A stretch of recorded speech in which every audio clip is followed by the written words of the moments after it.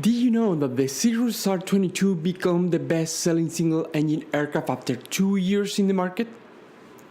Cirrus introduced the SR22 in 2001, and according to Gamma, this aircraft was the best-selling model in 2003.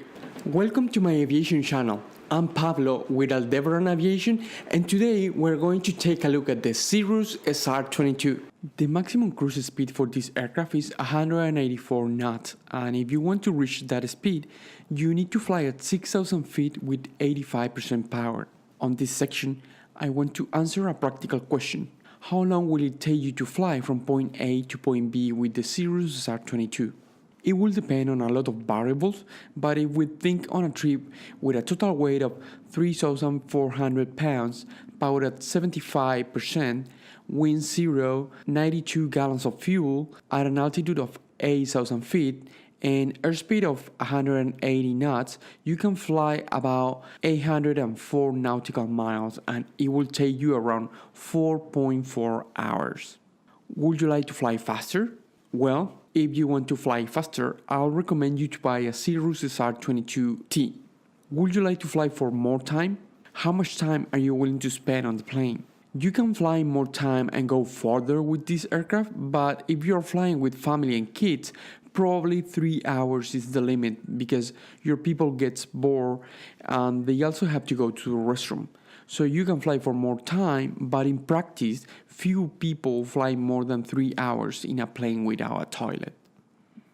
Where can you fly with your Cirrus SR22 if we use the same assumptions of the prior slide? Let's see how far you can fly from some of the most populated cities in the country.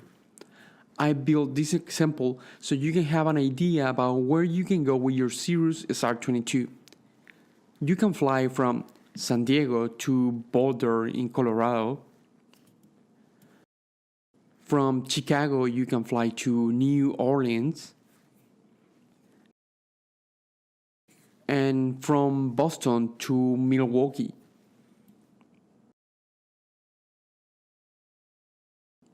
On this second map, we have the first city, Portland.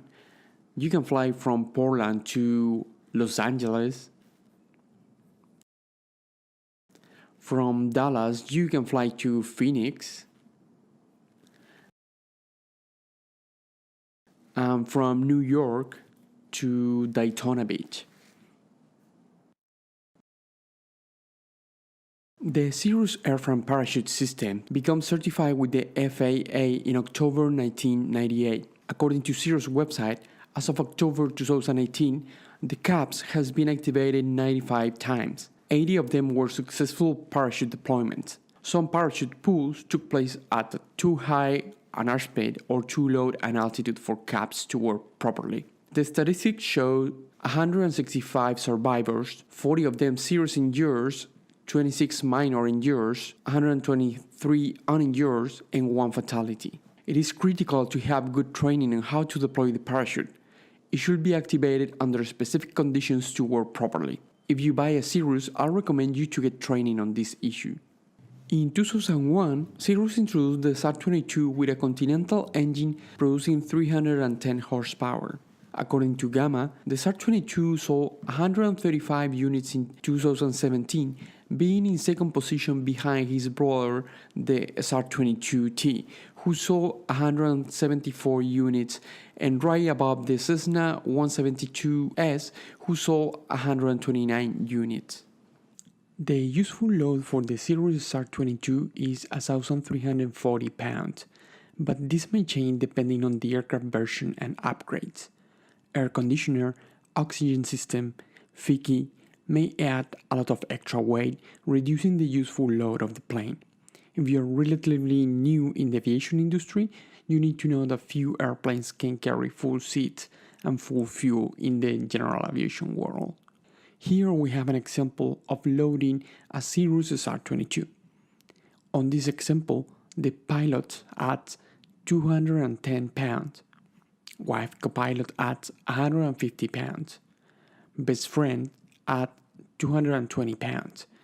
And your son adds 140 pounds. We also need to include baggage, 130 pounds, and fuel, 420 pounds. The total for this example is 1,270 pounds. Models before 2012 have 4 seats, but you can fit up to 5 people on the 2012 model and up. Cirrus modified the profile of side panels, creating several inches of extra space. The new seat is in the center on the back seat area of the aircraft. Includes a bell, and it was designed to fit a kid or someone really skinny. The new seating also offers a 3-position recline feature, increasing the comfort in the rear seats by allowing passengers to recline to their individual desired position. The 60/40 flex seating allows you to fold both seats or just one seat so you can increase the cargo space for long items like golf clubs, skis, and fishing poles. This model has gone through different avionics systems since 2000, so I'll go through the main avionics from 2000 until today. Early versions have a traditional analog system with a 10-inch multifunction display. You can see the list of the main avionics of these early models on the right. In 2002, Cirrus introduced Avidyne EX5000 MDF as standard equipment. Models from 2003 to 2007 incorporate Avidyne Integra primary flight display. This is the first glass cockpit available on a certified piston aircraft, and it was a success when it was launched in late 2002, early 2003. From 2008 to 2016, models include Cirrus Perspective by Garmin Avionics Suite with dual 12-inch display screens. This avionics system was a result of the collaboration between Cirrus and Garmin to create an avionics system that meets Cirrus standards. Cirrus Perspective includes, among others, all of these features that you see on the right. 2017 and up models include the new Cirrus Perspective Plus. This new Cirrus Perspective Plus focuses on connectivity.